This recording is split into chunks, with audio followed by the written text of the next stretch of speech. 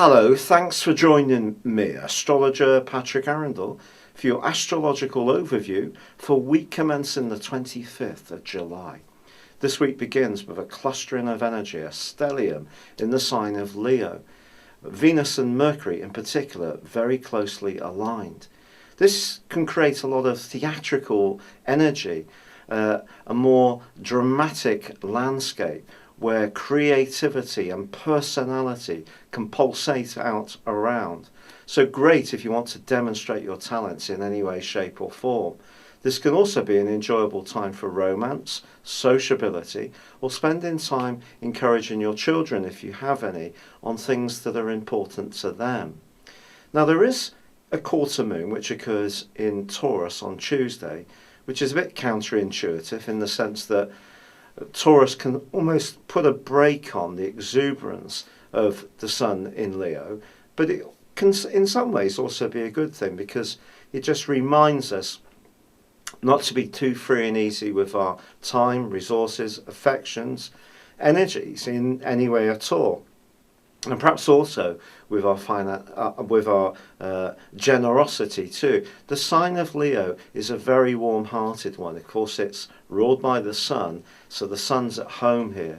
And Leo people can be very generous and very thoughtful to the people that they care about. But it's got to be on the right basis. That's what this quarter moon's saying. The other issue that's really exciting this week is the role of Uranus. Uranus is the planet of surprises, and it continues in the sign of Aries, where it's particularly random. It kind of does things, or it compels us to do things that we may not necessarily plan, but its angle to Mercury and Venus suggests it can push us to be a bit more inclined to go outside of our safety nets, our comfort zones, to be a bit more spontaneous. And that can be a very, very positive thing. And I think you're going to be reading in the news about things that happen in a very bright and vibrant way that surprise people, but actually cheer them up. So I think there's going to be an agenda for that. Mercury, it's true, does clash with Mars for a couple of days on Thursday and Friday.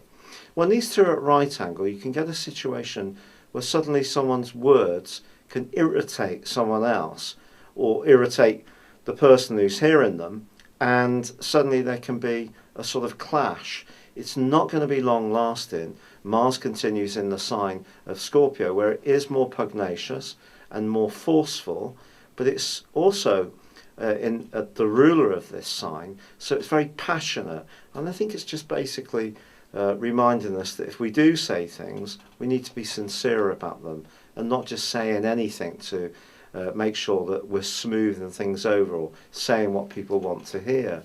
Uranus goes into a retrograde on Friday for 5.5 months, asking us all to think about our approach to freedom or dependence, which is quite a crucial thing in a lot of our lives. Finally, as this week draws to a close, Mercury moves into one of its two homes of Virgo. Here, he really is happy. This is about precision. But because of the earth energies, it's also about delivering on that precision in a way which is tangible and helpful. What's less positive this week is the continuing right angle between Saturn and also Neptune. And that just reminds us that there can be some structures that can be eroded, but mainly through a lack of knowledge or a lack of knowing where we stand. So if you need to do some fact finding, make sure you do it very, very thoroughly. Don't take shortcuts, and also if anyone's telling you anything, don't necessarily take it at face value. There may be something more that you can find out from a higher source of information, which can be very helpful to you. It's been a real pleasure being with you. Good luck, and goodbye for now.